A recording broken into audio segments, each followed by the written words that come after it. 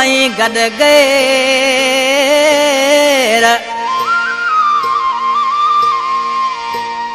ये सजण लाइन तुंजा गुर पंहिंजे सिर जो खैर चोर क्यों अथई वेर मजनू जाकरो चवे अला छठी महल का फरमाश पांदी जाखरो मीर जाखरो अली दोस्त खास केली अली शेर जाखरो खीर वारो आज निर्माण से पांजे जानी के चवराए पे मोकले उसा अली खान बाजेरा ये अशोक रिकॉर्डिंग क्यों करे नहीं मरी बेहद शुक्रगुजार थो रहे तो आयो टीला ढोलक करा जानी उसा निजाकत बेजरी वाला आज से पे मुझे सामू गड गैरन के वठो घुमाइंदो वती यो सुठो कोन तो करी आज निर्माण ज़ारो ज़ारो ई छा तो चे ओ गैर घुमाई थो अथई मुबारकूं मुखे जलाई दो अथई मुबारकूं गैर घुमाई दो अथई मुबारकूं मुखे जलाई दो अथई मुबारकूं मोजा रुगो ये मिटा थई वो अंदर इने जाना दिता थई गैर घुमाई दो अथई मुबारकूं मुखे जलाई दो अथई मुबारकूं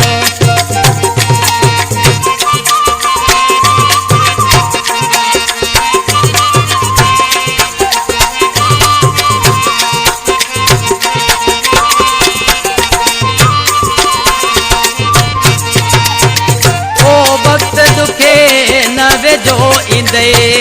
परे पीरी प्या गुजारी दे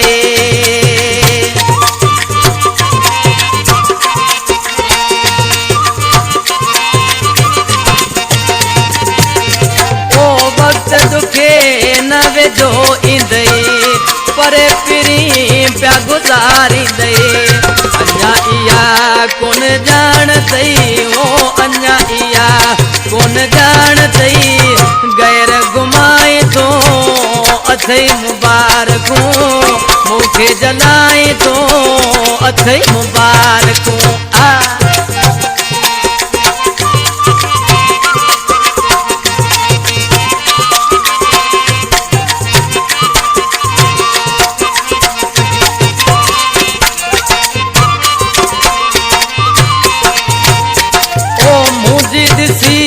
मजबूरी खे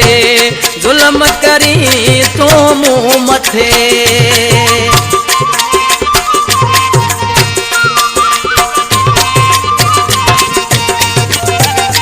ओ मुझी दिसी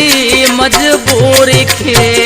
जुल्म करी तो मुँह मथे धक वञा ना लगल थई वो धक वञा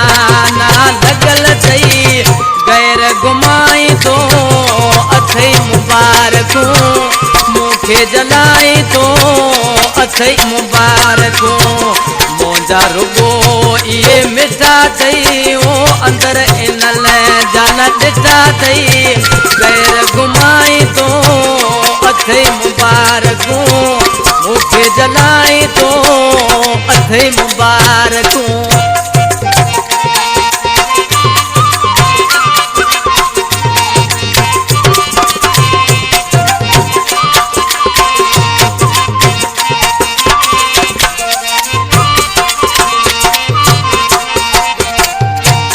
मोसैन के गमद नए जाकरो का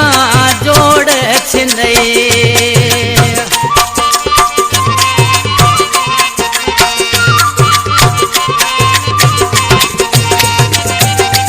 ओ गुलाम हुसैन के गमद नए जाकरो का जोड़ छिनई आए पंटी मैल ते बेदल थई वो पंटी मैल ते बेदल थई गैर घुमाई तो अथई मुबारकूं मुखे जलाई तो अथई मुबारकूं मोजा रुगो ये मिठा थई वो अंदर इनल जाला दिता थई गैर घुमाई तो अथई मुबारकूं मुखे जलाई तो